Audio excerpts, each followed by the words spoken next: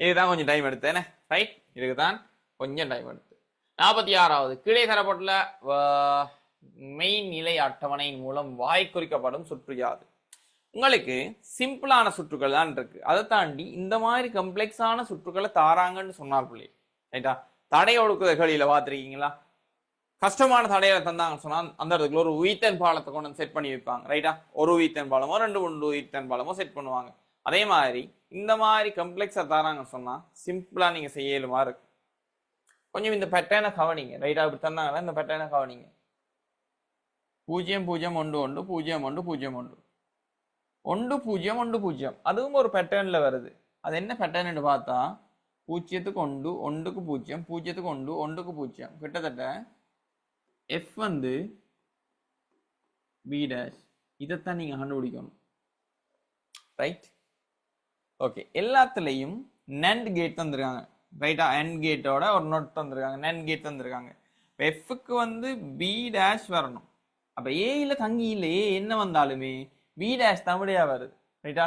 இப்படி வந்துச்சுன்னு சொன்னா கட்டாயம் ஷோர்ட் மெத்தட் ஒன்று இருக்கும் கட்டாயம், ரைட்டா? அதை நீங்க கண்டுபிடிக்கணும், ரைட்டா? அந்த பேட்டர்னை நீங்க வந்து ஸ்டடி பண்ணி ஷோர்ட் மெத்தடை கண்டுபிடிக்கணும், ரைட்?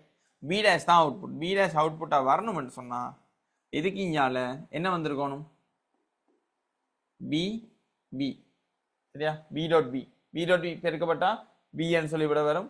B நோட் வந்து B டேஷ் வரும்.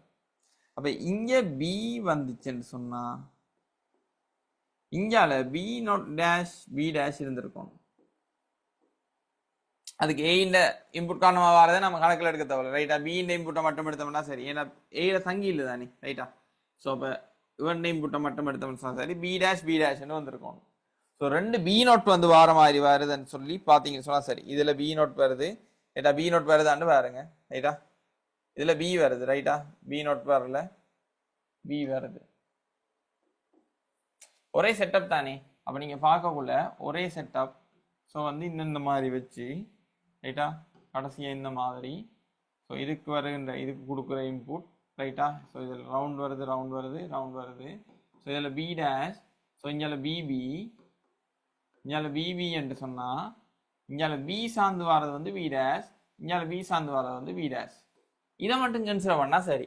ஏ கன்சிடர் பண்ண தேவையில்ல, ஏன்னு சொன்னா ஏல அவுட்புட் தங்கி இல்லை, ரைட்டா? B டேஷை வந்து 2க்கும் இன்புட் பண்ற மாதிரி எது இருக்குன்னு பார்ப்போம். Bல இருந்து போற இது வந்து B இன்புட் பண்ணுது, இது B டேஷை இன்புட் பண்ணுது, ரைட்? Bல இருந்து போற இதுக்கு B டேஷ் இன்புட் ஆகுது, இதுக்கு B இன்புட் ஆகுது, வராது, இதுவும் வராது, ரைட்? Bல இருந்து இதுக்கு B போகுது, ஆவே வராது. Bல இருந்து இதுக்கும் B போகுது, வராது. Bல இருந்து B டேஷ் இங்க போய் இங்கேயும் B டேஷ் போய் இங்கேயும் B டேஷ் போகுது, மூன்றாவது, ரைட்டா? எல்லாத்துக்கும் ஷார்ட் மெத்தட் இருக்கும், எல்லாத்துக்குமே ஷார்ட் மெத்தட் இருக்கும், ரைட்?